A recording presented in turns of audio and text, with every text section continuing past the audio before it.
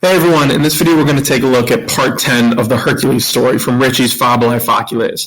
So this part is called his first labor, the Nemean Lion.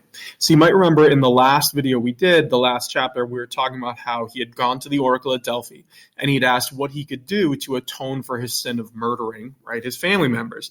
And the oracle had said that what you need to do is go with King Eurystheus, right, in the city of Tiryns, and you need to do everything that he commands you to do. So these are the commands. So the labors of Hercules are about the commands that Eurystheus gives him, and he needs to fulfill them and carry them out because he's trying to atone for the sin. So that's where we're going to pick the story up right now with his first labor. So it starts with this. You have primum ab Eurystheo iustus est Hercules Leonem occidere, qui illo tempore valem Nemeaeam, there we go, redebat in festam. So primum means first, okay? So it's saying first, iustus est, he was ordered, and Hercules is your subject.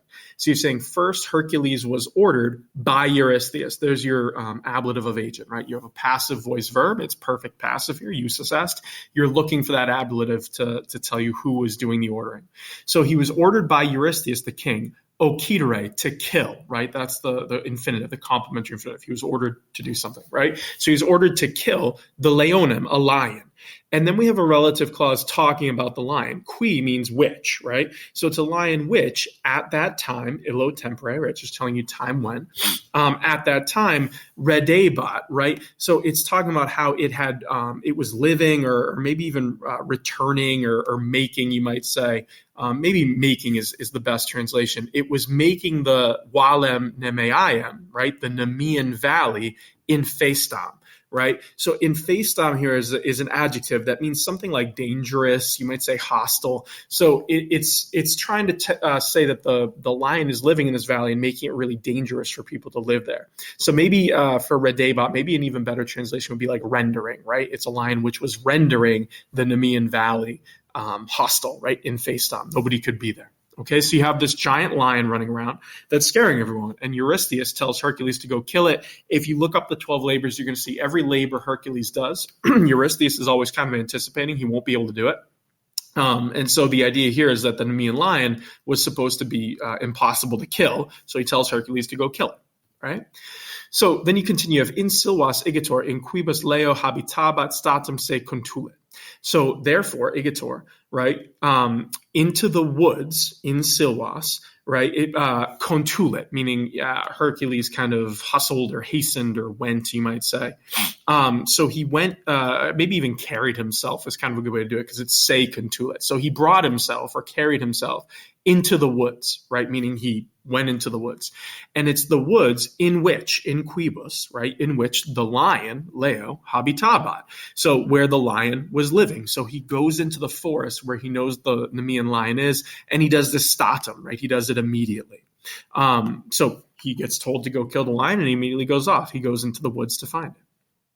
Then you have mox feram vidit et arcum quem secum atulerat intended. Right, so we'll just kind of pause it right there. So soon, right, he saw, vidit, the feram, the wild animal, right, meaning the lion. So he runs into the lion, right, and he intended, he draws, or he you might even say, maybe draws is the best way to do it, because it's talking about the arcum, the bow. So he stretched out or drew his bow, meaning he's got his bow and arrow, and he starts pulling it back to shoot it. And it's the bow which, you have a relative clause here, which he atulera, it's pluperfect, he had brought or had carried secum with him, right? So he brought a bow and arrow with him, and now he sees the animal and he draws his bow, which he had brought with him. Right? Then you have eas tamen pelem, quae densissima erat traiecere non potuit. So, however, right, he tries to shoot it, but however, non potuit, he's not able, traiecere, to pierce, right? What is he not able to pierce? The pelem, the hide. Eos means of it, meaning the lion. So it's saying, however, he was not able to pierce its hide, you might say, meaning its thick sort of skin. Then you have a relative clause talking about the pelem, right, about the hide. And it's the hide which was, erat, densissima, right? You have a superlative here. It was, the most dense or extremely or very thick or dense, right? So the idea here is that the Nemean lion has such a thick skin and thick hide, the arrow won't go through, right? He can shoot it. It's just not able to pierce through its armor, basically, right? Its thick skin. So then you have tum, clava magna, quam semper gerebat, leonem percussit, frustratamen. So you have then, after the bow and arrow trick doesn't work, right? Then he percussit. There's your first verb you're really after. He struck, right? Think percussion, like a drum or something like that. So he hit the leonem, the lion, right? How did he do it? Clava magna. He hit it with his great club, right? This giant club he's always carrying. So it's just the ablative, showing how he hit the lion, right? So he hit the lion with his big club, which quam, referring back to the claw, right, to the club, which he always was carrying, gerebat. Now, gerebat here means, literally carrying, but it means he's kind of wearing it, basically. Sometimes you see Hercules with it on his back or just in his hand, right? But the idea is if he was carrying his bow and arrow and his club, one goes on his back, the other one he uses, right? So he's always got the club, represents his sort of brute strength. He takes it out and he starts bashing the lion with it. However, tamen, frustra, in vain, meaning this didn't work either, right? He starts hitting the lion, but again, the skin is too thick, so he's not able to club it to death either. Then you have neque enim, hoc modo eum occidere potuit. So it's saying, and not, right? He was not able, neque potuit. He was not able to kill, occidere, eum, it, meaning the lion, hoc modo, in this way, right? It's just the ablative of manner again. So it's saying he tried to shoot it, didn't work. So now he goes back to his brute strength. He's like, I'm Hercules, I'll just bash it to death, right? So he takes out his club and starts, smacking the lion, and that doesn't work either, right? He's not able to kill the lion. So you have tum, demum, colum monstri, brachi, suis complexus est, et fauces eos omnibus viribus compressit. Okay, so then finally, when the arrow doesn't work and the club doesn't work, Hercules is going to go back to something he knows very well, which is just his straight up brute strength and his hands, right? So demum here means at last, you might say, like finally, right? He complexus est, right? So complexus est here is a deponent verb. So you want to translate it like it's active, but complector means to embrace. So it means he grabbed or kind of hugged or had an embrace, right? It doesn't mean he's hugging the lion. It means he's like kind of grabbing it, you might say. So he grabbed the column, the neck. And again, we've seen that word, if you read the Perseus story in Ritchie's Fabulae, it's the same word we used to describe the sea monster that he kills, right? So he grabbed the neck of the monster there's genitive. How did he do it? With his own hands, his own arms, brachies, right? It's probably arms is a little better. So he starts wrestling the thing, right? Because Hercules always represents sort of brute strength, right? And that's one of his aspects. So he grabbed it. He's like, enough, right? I'm not going to mess with the bow and arrow or the club anymore. He grabbed it and he compressed it. He starts squeezing, right? Compressed it is perfect tense. So he squeezed, you might say, or pressed down, right? And he pressed on its fauces, the throat of it, eos, meaning its throat. How does he do this? Omnibus viribus, with all his strength, right? Remember that viribus, that even though it's plural, it means like strength, right? Is kind of how you do it. It's the plural form of force, vis, basically, right? So again, another ablative. You could probably say the ablative of means if you want to classify it. It's just telling you how he crushed this lion's throat. So he grabbed it, he puts it in his arms, and he starts choking it to death. Is basically what he's doing, right? Suffocating it.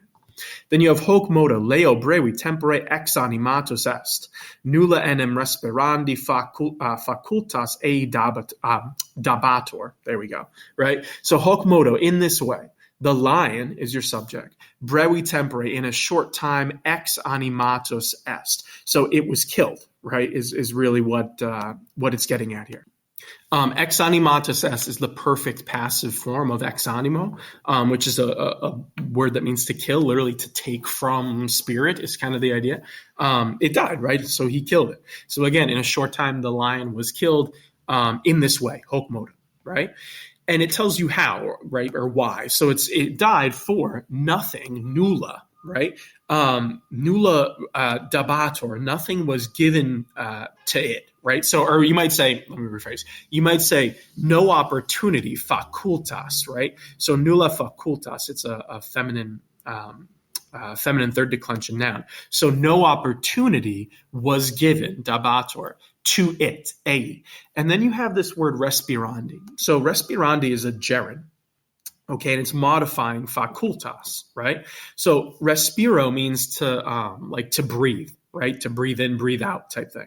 Respirandi is when you're using that verb as a noun. So you want to translate it as an ing, breathing, you might say. So if you put this together, you're saying no opportunity, nulla facultas, no opportunity of breathing or for breathing, you might say, respirandi, was given to it, dabator ei. It's a way of saying that he choked it to death and it wasn't able to breathe, right? That's really what's happening here. But respirandi is that genitive form of a gerund, right? So think of it as ing, and it's modifying that nominative singular facultas, right? So it's just describing why the lion died, because it wasn't able to breathe, right? Literally no opportunity of breathing was given to it, right? It's kind of a fancy way of saying the same thing. Then we continue. So he's killed the lion. And again, he had to use a little of his brain, right? He realized, I'm not going to be able to shoot it or beat it to death. But at the end of the day, this is another example of Herc using his brute strength to kill someone or something, right? We've seen that before in his story. So then you have tum, Hercules, cadaver ad oppidum in umeris retulit, et pellam quam detraxerat, there we go, postea proveste gerebat. So then Hercules, right, he retulit, he brought back, you might say. It's the perfect tense of refero, right, which means to bring something back, right, give back, bring back, is kind of a good way to do it. So he brought back the body, the cadaver, the dead body, ad opium, to the town. Right, he brought it back in umeris. So it's saying how he brought it. It's on his shoulders, right? And umerus is one shoulder. Umeris plural is his shoulders. So it is he propped the lion up on his shoulders and he carried it back to town, right? And the pelt, right, the hide, the pelem, which he had detraxerat, he had taken off, right? It's pluperfect tense of detraho, right, which means to kind of pull off or draw off, you might say. It's saying he took the hide off the body, right? So the hide, which he had taken off, afterward he wore, right, or was wearing gerebat as a veste, as clothing. Right. So the idea here is that he kills the lion. He strips its hide because the hide is basically impenetrable. Right. Arrows wouldn't go through. Beating it wouldn't work. So he cuts off the hide and he wears it as clothing, right? Proveste. So this is why you always see Hercules, or a lot of times you see Hercules is wearing sort of like a cloak made of the lion, and it's hide. You can actually see it in the statue in this slide, right? You can see the paws are around his neck, kind of twirled like a little cloak, and the head is kind of serving as like a hoodie, right? And the idea is now Hercules has something that will make him impenetrable, right? People won't be able to shoot Hercules because he's wearing the hide, which makes sense. Then we get to the last part. And you have omnes autem qui eam regionem incolebant ubi famam de morte leonis acceperant, vehementer gaudebant, et Herculem magno honore habebant. So everyone, omnes, all, right, however, everyone who incolebant, who was living or was inhabiting that region, eam regionem, meaning the Nemean Valley, right? Everyone who was living in that region, when they had received, or when they received acceperant, the famem, right? So famem can mean fame. It can also mean like a report or a rumor. I think report probably works best here. But rumor, it would kind of still work. It means they heard about it, right? So when they received the fame or the report of the death, right, de morte, concerning the death of the lion, meaning when they heard that the lion was dead, they were very much vehementer, right, kind of extremely gaudebant, happy. They were happy, right, is the idea. They were, vehementer can sometimes mean strongly. I don't know if that really works in translation. They were strongly happy, but that's kind of what it's getting at. It's showing that they were very, very happy, right? A lot of rejoicing is the idea. And they held, habebant, or they were holding Hercules, Herculem is your direct object, in great honor, magno honore, right? How did they consider Hercules? Well, they held him in great honor because they didn't think this was possible, right? So they're extremely happy that the lion is dead, and people are starting to kind of accept Hercules again, right? They're holding him in great honor, which is in pretty stark contrast to the previous chapters where everyone hated him, right? Because he'd murdered his family. So that's the translation for this. I would say the Latin is not too bad. The one thing that you probably want to look into is that gerund respirandi. If you're not sure how that works, just, you can YouTube it or Google it. You can find a bunch of different commentaries that'll explain to you how a gerund works. It's basically a verbal noun. But other than that, there's not a ton too crazy here, but that is an element of grammar that I don't think we've seen before in any of the 21 stories from Ritchie's Fabulae yet. So it's something you want to look into. But otherwise, it should be pretty straightforward, right? It's a good story about Hercules' first labor. Now he has labor 1 done, and he's going to keep going with the 12, right? The other 11 that he has to do. So if you have any questions all about the translation, put it in the comments below. I'm happy to help you. Otherwise, just keep practicing it. Like I said, if you can find a way to read this story to a classmate and have them read it back to you, that's a really good way to learn it. But start with the vocab, then just make sure you've got your grammar up to speed, and then just keep reading the story. The more you repeat it, you'll have a better sense of the grammar and how it's working and the vocab. You don't want to just straight up translate it. Try to read it as a story, right? Because it is meant to be read that way. And the more you do it, the better off you should be. Good luck with it, and let me know if you need anything.